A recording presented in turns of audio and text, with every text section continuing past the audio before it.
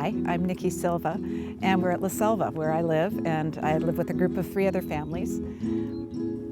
When our kids were about in high school, they came up with the term commune. We never called it a commune when we started out. We were just a bunch of people trying to create a place to live. None of us could really afford to buy a piece of property on our own. So we found this place, and it was just a little shack on 10 acres overlooking the Monterey Bay. Beautiful piece of property.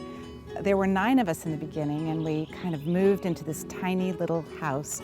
Everyone was sort of squirreled away in one little corner or a bedroom or someplace, and after living so closely, we quickly realized how we didn't want to live.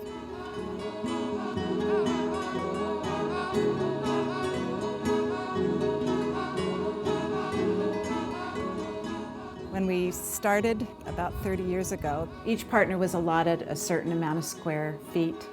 We made certain aesthetic decisions and design considerations about, okay, it's going to be redwood siding on the outside and corrugated tin roofs, and they're going to be at this pitch. We wanted the outside to sort of go together and feel of a piece.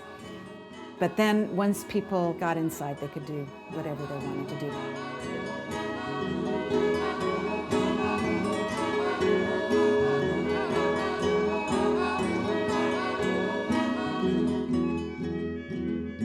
After we'd built all the little houses and everybody moved out of the little shack that we were living in, we started to work on construction of the big house. We have a lot of recycled materials here that we've been working with. The place has cost almost nothing to build, something like $8 a square foot.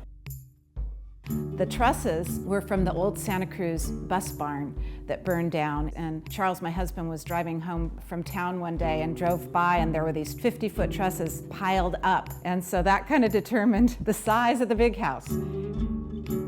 This is the shared space, so we have a big industrial kitchen. Chris, who's kind of the mastermind in a lot of ways, he's built a lot of restaurant kitchens around town, and he was very set on doing a big industrial-sized kitchen.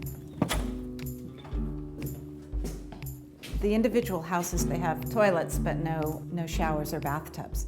So this is the bathing facility.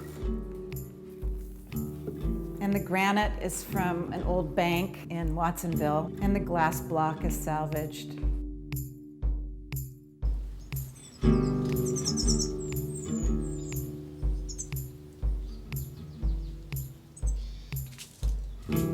Just being able to work out your fantasies. I mean, I think that this place kind of illustrates that. When you walk around and you see, Joanne's garden, and you see Charles's studio, and Chris's architectural contraptions everywhere, and, the new vegetable garden. It's just, people have these visions, and you're able to do them. This is the outdoor cooking area. We grill a lot, and then there's a pizza oven and an outdoor fireplace, which is great in the evenings and holidays and parties. We're always sitting out here. The most important reason why we're all together is that every night we eat together. We don't have any meetings. We never have a meeting. If we have a meeting, we fight. So we don't have meetings. We have dinner.